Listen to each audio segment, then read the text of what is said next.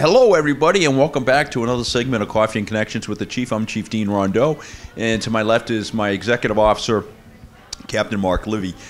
And we're here to discuss things in the PD. So first of all, let's just talk a little bit about October. So this will be actually the first month that the kids are now fully in school, right? They went back in early September, I think first or second week of September or so. So September wasn't a full month, but October will be. So, you know, we're a good 6 weeks into the school season now.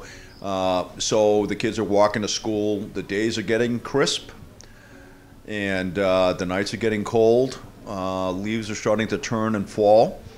So this is a really wonderful time for us up here. I always look at fall as being kind of a magical time of year. This is my favorite time of the year is September, October, early November time frame. It's just a really wonderful, special time for me. It's one of the seasons I've enjoyed the most. Not simply just because of Halloween, but that is my favorite holiday. I'm just letting you know. All right, so of course Halloween on the 31st. And is that a Friday? It's a good question.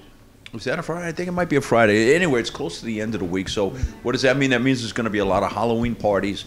So you need to pay attention to that, right? Kids will be going to and from, young teenagers will be going to and from their parties and so forth. So there'll be a lot of celebrating. Actually, Halloween is the ancient Celtic festival of Samhain. Right, you can look that up. Samhain. It's not spelled the way it sounds, but you can look that up. So it's pretty cool to figure out what the origins of that of All Hallows Eve are. Moreover, at the beginning of the month, we have Columbus Day weekend on the, I believe it's the 8th. The 8th, no, I think it's the 10th this year is Columbus Day, right? So yeah, so that's a long weekend, right? So that's going to be, a lot of people will be up here in the area.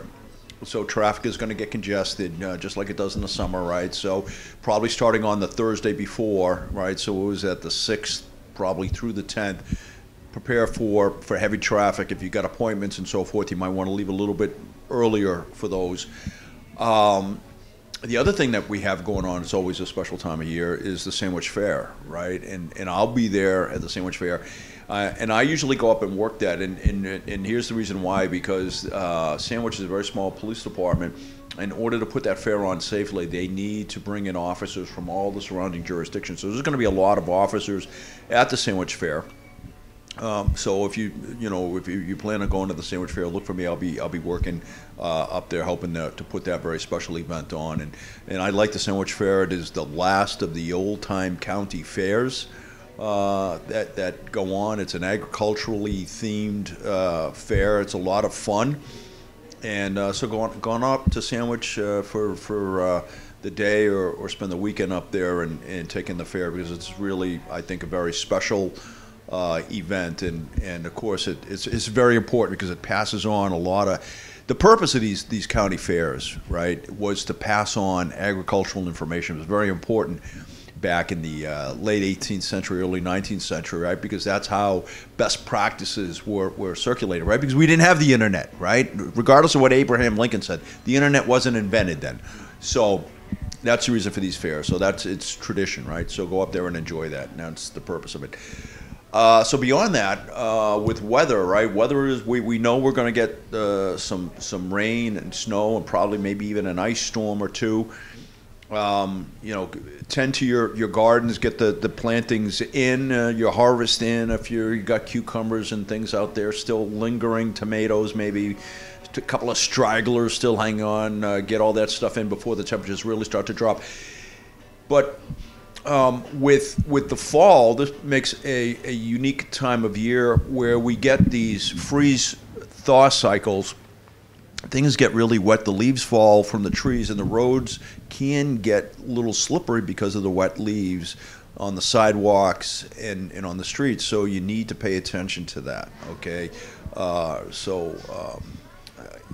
Safety obviously is we're mostly concerned with, and you want to make sure that you're safe out there. So if we have a storm like that drops a lot of rain, blows the leaves down prematurely, they're going to hang those leaves until the crews can get out there and clean them up. Those leaves are going to be on the road, and they're going to be wet and slippery, and that means you're not going to be able to stop as quickly, so you need to pay attention to that.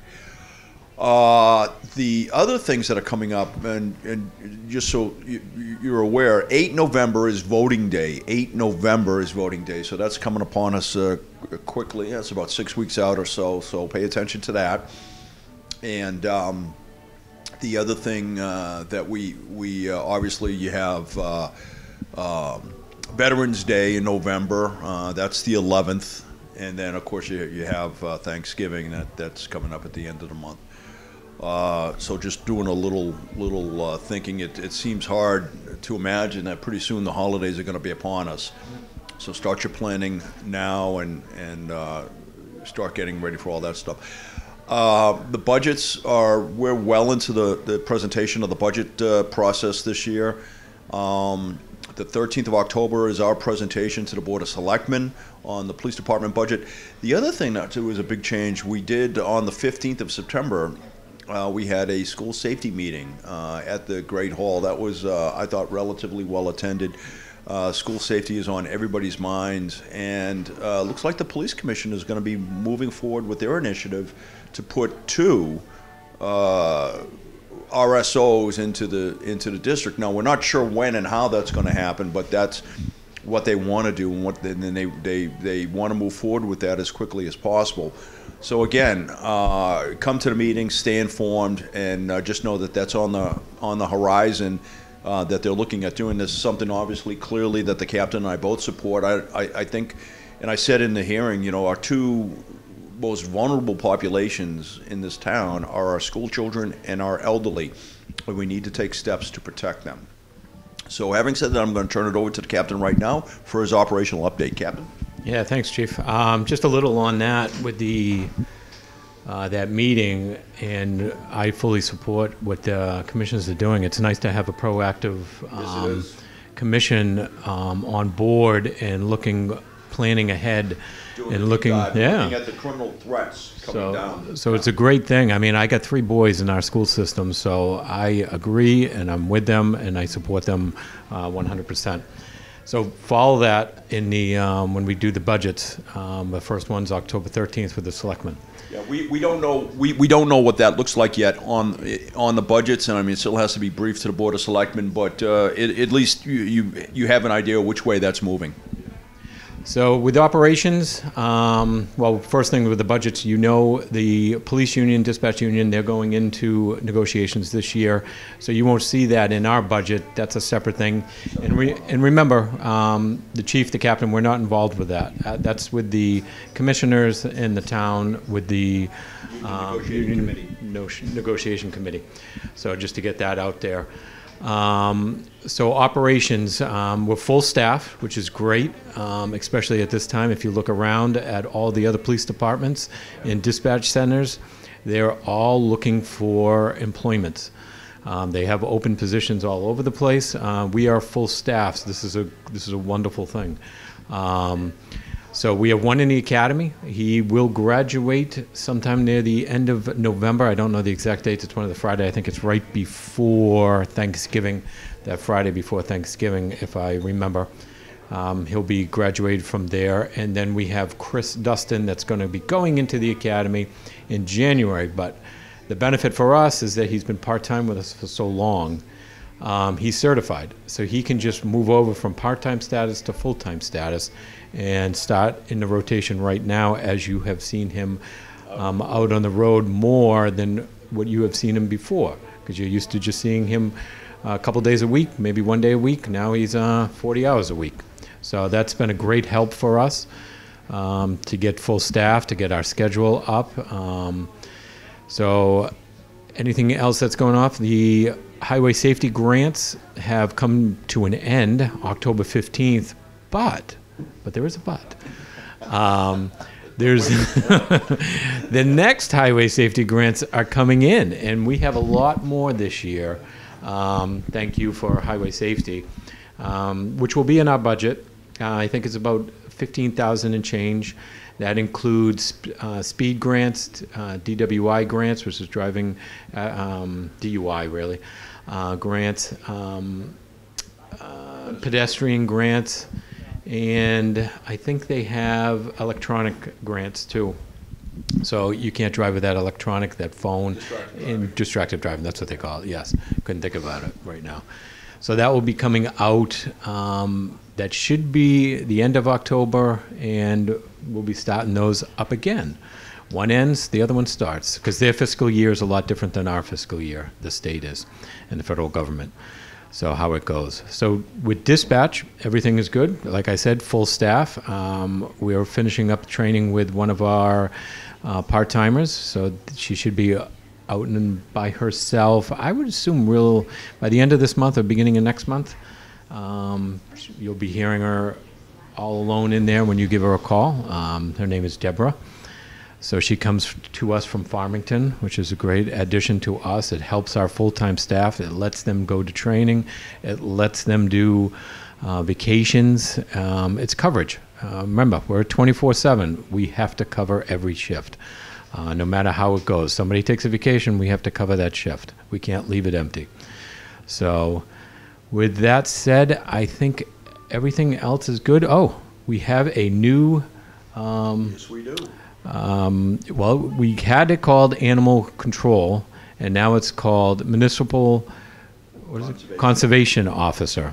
So I'll let the chief, explain that a little bit more, but it's Heather Caligandis. Now, she comes with us. She's actually a dispatcher. She's part-time with us. She works Wednesdays, but she's going to keep the dispatch part-time job and then move into this position, and I'll let the chief explain. So we did this year. We did some reorganization of the Wolfeboro Police Department, looking to gain efficiencies, and so we did that. And of course, this was done in concert with the Wolfeboro Police Commission. And so we were looking at reorganizing the ACO program that we have, animal control program, and to kind of expand that into something a little bit more all-encompassing. So this actually came by way of some criticism that we got, some constructive criticism that we received about 3 years ago, where some people didn't understand what the ACO program was all about. We said, well, it's really dealing with domesticated animals, and they thought the title was somewhat misleading. And of course, they're calling because they have, skunks or raccoons underneath the front porch or whatever. Then we said, no, that's really fish and game. So we began looking and taking an introspective look at that and seeing if we couldn't make that program a little bit more viable for the rural area that we have here in Wolfeboro.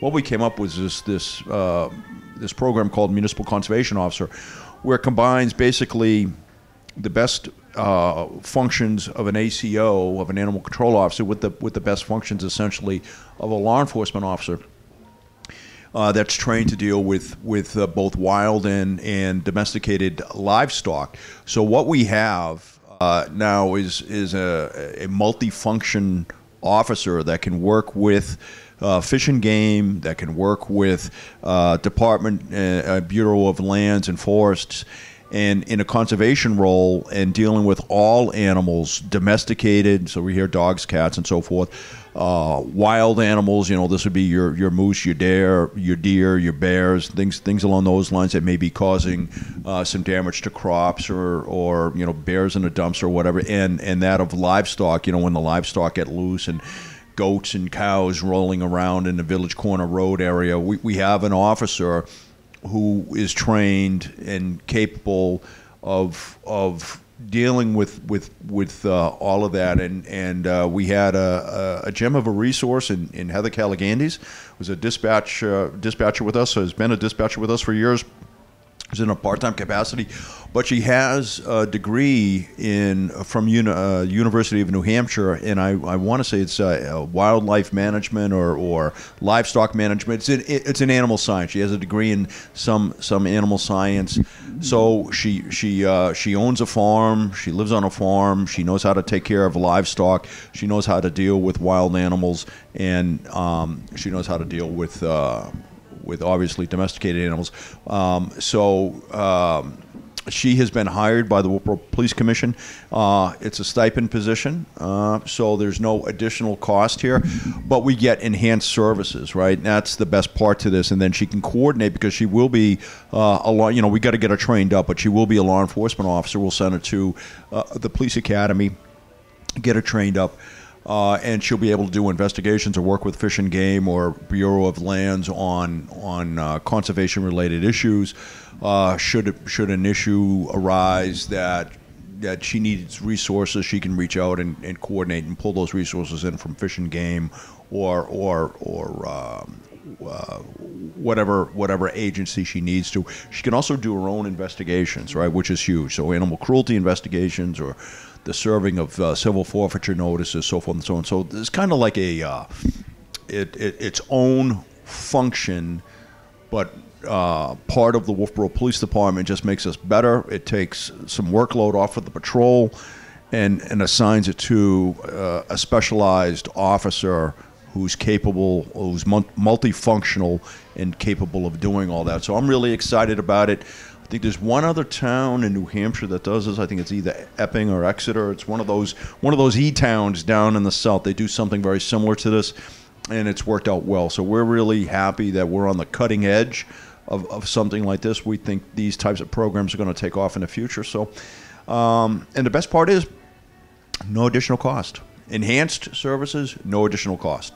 So you don't get that very often, right? And you're not going to hear me say that very often. And typically, you can't do more with less. You can only do less with less. So we're not doing more with less. We're doing more with the same amount of funding that we have. We just increased the services, just a little outside the box thinking. So I'm really happy with this initiative, and I'm glad that the Wolfeboro Police Commission saw the virtue in this program and approved this concept. So having said that, I'm going to turn it back over to the captain.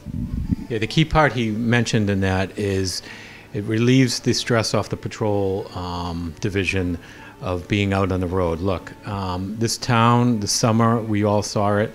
It was busy. It's getting busier around here. There are more people around. The call volume, it isn't just all call volume, it's the type of calls we're having. And what I mean by that is it isn't just a one officer to handle this. It's almost a two officer. He needs the assisting officer. It's taking two people off the road to handle one call. And if we're dealing with all the animals and all that stuff too, it makes it challenging for all of us to handle everything that's out there. So this is a great program that's starting up, and I think it will be beneficial to the town and to our patrol division as we continue.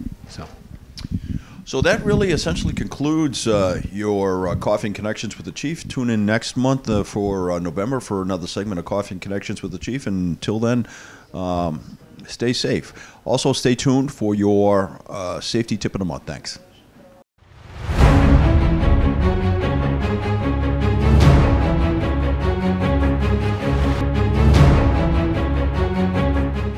Hey, everybody, welcome back to another Coffee and Connections with the Chief segment, and this is your safety tip of the month.